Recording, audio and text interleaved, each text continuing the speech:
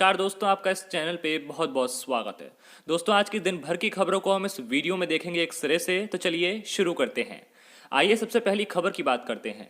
लंबे समय से आर्थिक संकट से जूझ रही सरकारी दूरसंचार कंपनी महानगर संचार निगम लिमिटेड यानी कि एमटीएनएल की संपत्ति बिकने वाली है। इस बिक्री की प्रक्रिया भी शुरू हो गई है। न्यूज एजेंसी पीटीआई के मुताबिक एमटीएनएल की संपत्तियों के मोनेटाइजेशन के लिए सरकार ने वैश्विक संपत्ति सलाहकार कंपनियों से बोलियां आमंत्रित की हैं। यह सलाहकार कंपनियां एमटीएनएल की संपत्तियों की बिक्री का प्रबंधन करेंगी। जानकारी के मुताबिक निवेश एवं लोक संपत्ति प्रबंधन विभाग ने संपत्ति सलाहकारों से 9 नवंबर तक वित्तीय बोलियां मांगी हैं। सरकार एमटीएनएल के फ्लैट, अपार्टमेंट और प्लॉटों की बिक्री करेगी। इन्हें 5 क्लस्टर में बांटा गया है। एक बयान में कहा गया है कि लोक संपत्ति विभाग का इरादा प्रत्येक 5 क्लस्टर के लिए एक एक संपत्ति सलाहकार की नियुक्ति करने का है। ये संपत्तियां क्वार्टर के रूप में हैं और मुंबई में स्थित है। लोक संपत्ति विभाग ने कहा कि चुनी गई सलाहकार कंपनियों को उन्हें आवंटित प्रत्येक संपत्ति के लिए 3 सप्ताह में व्यवहार्यता रिपोर्ट देनी होगी। लोक संपत्ति विभाग के मुताबिक मोनेटाइजेशन वाली संपत्तियों की सूची में 3 जमीन के टुकड़े, 2 स्टाफ क्वार्टर और एक टेलीफोन एक्सचेंज के साथ स्टाफ क्वार्टर शामिल है। बढ़ते हैं अगली खबर की तरफ। केंद्र सरकार ने करीब 130 करोड़ देशवासियों को कोविड-19 का टीका देने के लिए 50,000 करोड़ रुपए की व्यवस्था की है।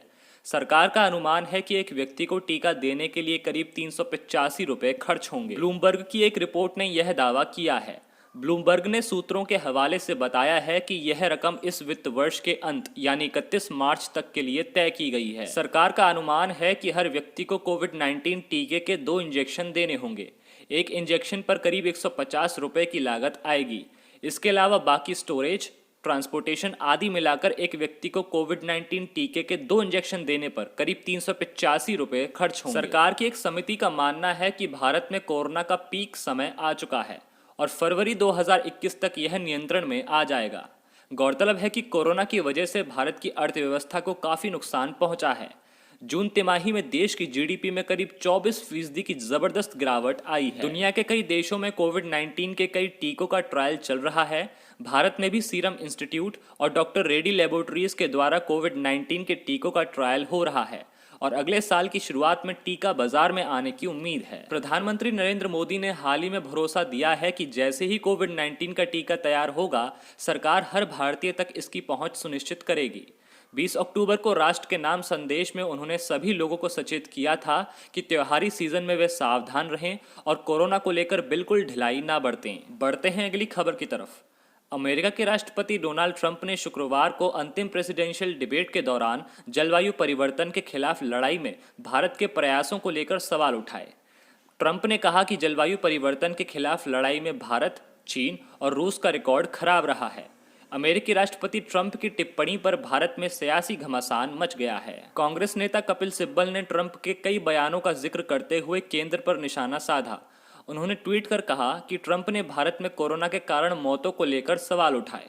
ट्रंप ने कहा कि हवा में भारत गंदगी भेज रहा है। सिब्बल ने तंज कसते हुए कहा कि यह हाउडी मोदी का परिणाम है। गौरतलब है कि जो बाइडेन के साथ डिबेट के दौरान ट्रंप ने जलवायु परिवर्तन के खिलाफ लड़ाई में चीन और रूस के साथ भारत के प्रयासों पर भी सवाल उठाए। बढ़ते हैं अगली खबर की तरफ। प्रधानमंत्री नरेंद्र मोदी ने बिहार विधानसभा चुनाव में अपने कैंपेन की शुरुआत कर दी है। शुक्रवार को सासाराम में पीएम मोदी ने अपनी पहली रैली सभा को संबोधित किया। इस दौरान उनके साथ मंच पर मुख्यमंत्री नीतीश कुमार भी रहे। कोरोना वायरस संकट काल में पीएम मोदी की ये पहली चुनावी सभा थी। रैली को लेकर काफ़ी तैयारियां की गई थीं, जिसमें अलग अलग विधानसभा से लोगों को डिजिटल जोड़ने की बात हुई ताकि सोशल डिस्टेंसिंग का पालन हो सके। लेकिन जब पीएम मोदी मंच पर थे तब समर्थकों में ऐसा जोश रहा कि सभी नियम ताक पर चले गए। इस दौरान कई लोग अपनी सीट से उठ खड़े हुए और आगे की ओर आए। रैली के दौरान फिर सोशल डिस्टेंसिंग के नियमों की धज्जियां उड़ी और जोश में नारेबाजी चलती रही। हालांकि इस दौरान सभा में कुछ लोगों ने मास्क पहना हुआ था, लेकिन अधिकतर लोग बिना मास्क के ही नजर आए। सोशल डिस्टेंसिंग का पालन हो सके, इसके लिए रैली का मुख्य फोकस डिजिटल प्लेटफॉर्म पर रखा गया। सिर्फ रैली स्थल पर ही नहीं, बल्कि डिजिटल माध्यम से बिहार के अलग अलग स्थानों पर जहां स्क्रीन लगाकर भाषण सुनाया जा रहा था, वहां पर भी लोग बड़ी संख्या में स्क्रीन के सामने बैठे।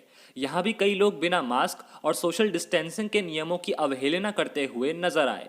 तो दोस्तों, ऐसी खबरों को जानने के लिए आप इस चैनल को सब्सक्राइब कर सकते हैं, साथ ही साथ बेल आइकन को प्रेस कर सकते हैं ताकि अगली खबर की नोटिफिकेशन सबसे पहले आपके फ़ोन पर आ जाए।